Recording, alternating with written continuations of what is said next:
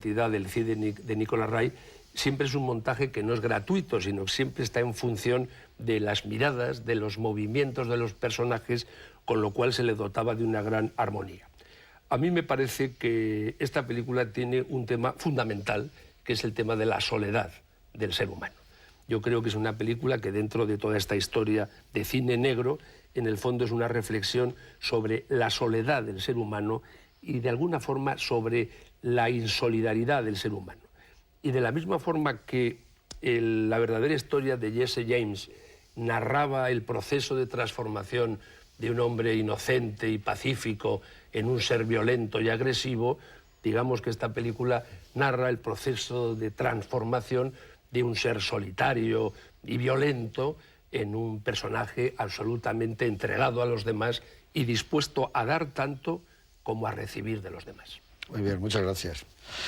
Miguel Marías, buenas noches. ¿Qué hay? Buenas noches. Esta es una de tus películas favoritas de Nicolas Ray, ¿no? Sí, es de las 3 o 4 que más me gustan de Ray, y como Ray es uno de los que más me gustan, pues es una de las películas que más me gustan. Realmente no entiendo muy bien, y es verdad lo que ha dicho Antonio hace un momento, es una película que no ha gozado de buena reputación.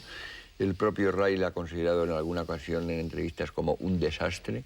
y un desastre que dijo que intentó corregir en un lugar solitario, que es una película que figura antes en casi todas las filmografías porque está estrenada antes, pero está rodada después que esta que vamos a ver esta noche. Yo creo que entre lo que habéis dicho todos ya está dicho casi todo lo que se puede decir, digamos, que en esta especie de lanzamiento de partida. Yo sí creo que se podía quizá añadir que esa especie de dicotomía que hay entre los primeros 27 minutos más o menos de la película, que es como una especie de primer acto urbano, negro, y el resto, no es en realidad tal. Lo único es que en la primera parte coincide con las convenciones del cine negro y tiene una exposición narrativa externa que hace que tenga un funcionamiento y una eficacia narrativa como muy pocas veces. La segunda parte se desprende completamente de esa especie de apoyatura genérica y convencional, y es una película de estas que, como decía Godard a cuento de Montparnasse 19 de Becker, salta al vacío.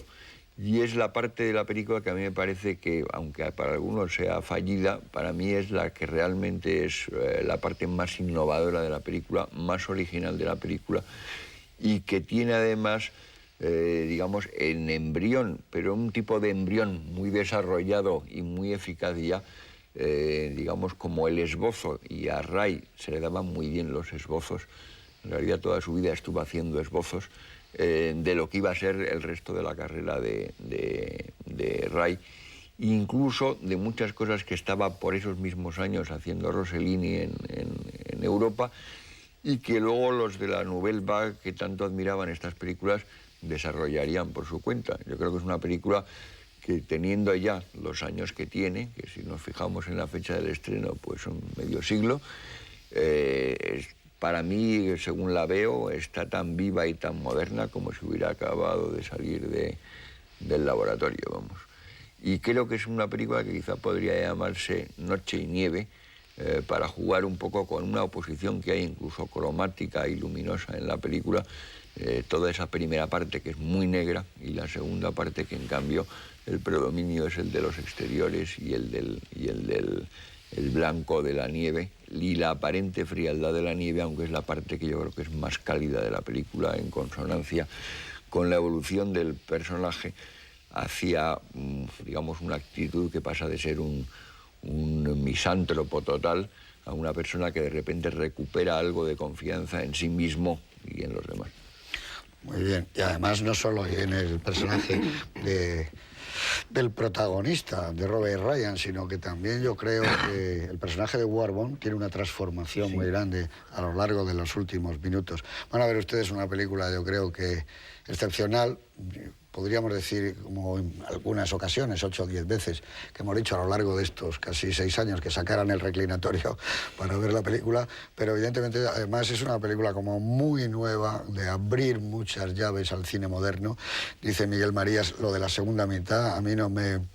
Claro, no me causa extrañeza ninguna que a Godard le guste tanto esa segunda mitad, porque está el germen de lo que luego iba a ser la Nouvelle Vague. Uno tiene la sensación de que se está rodando casi y se está poniendo la cámara al tiempo que se le van ocurriendo los planos al director. Es uno de sus mejores trabajos, sin ninguna duda. Y bueno, en la dicotomía, como decíamos, entre ciudad y campo, yo creo que en las dos está la mano absoluta de un maestro, porque la segunda mitad a mí, luego cuando la vi, me recordaba mucho, por ejemplo, a High Sierra, el último refugio de Raoul Walsh, quizá porque está también Aida Lupino, pero todo ese tratamiento de las montañas, de las llanuras, de la luz, me parece que también cuando una película negra se traslada a los exteriores y realmente lleva el germen de la negritud, por así decirlo, no lo pierde. Creo que es un día estupendo el de hoy, porque vamos a recuperar un Nicolas Rey romántico como pocas veces, un Nicolas Rey en un estado de creación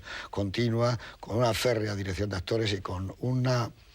decía Antonio exactamente, seña de identidad, que es la soledad. Creo que aquí la soledad se da a paladas. El momento de que vemos a Robert Ryan cenando y apilando los platos en ese apartamento suyo, realmente en contraste con el otro policía y con su familia, no se puede dar mejor y sin una sola palabra. Con todos ustedes, La casa en las sombras, título original On Dangerous Ground, de Nicolas Rey.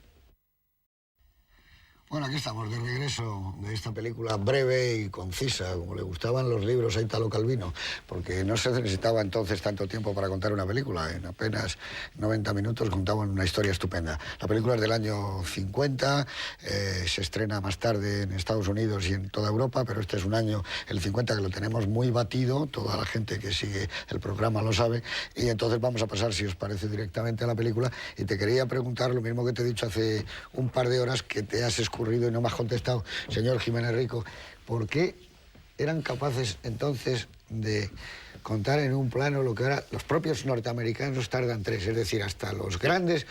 ahora incluso, no sé, Scorsese, pero la sencillez de la puesta en escena está cerca ya de Bresson. Esto, sí, sí.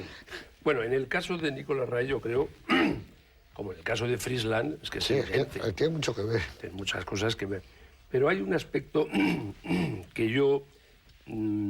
atribuiría al guión. Es decir, por ejemplo, la presentación de los 3 policías, que efectivamente no se puede ser más expresivo en 3 prácticamente planos. Yo pienso que eso estaba ya en el guión y no cabe duda que es perfecta. El primer policía, empezamos con un plano de una pistola, con lo cual ya se sabe muy bien de qué estamos hablando. La mujer que se le va a despedir dice una frase que se encuentra muy mal sola, que no sabe estar sola, con lo cual ya sugiere el tema casi fundamental de la película. Luego, el otro policía es el hombre que vive en familia con 5 o 6 niños, es un hombre que luego es el que le pega unas palizas al protagonista respecto a muchas cosas, porque él vive 2 vidas, que es la vida de policía violento y agresivo y la vida familiar y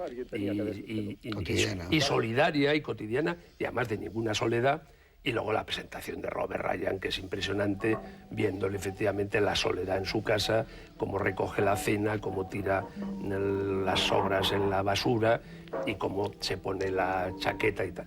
Todo esto a mí me parece que es de un rigor y de una precisión absoluta, pero yo pienso que esto está más en el guión. En cambio, yo diría que a mí hay una secuencia que me gusta mucho,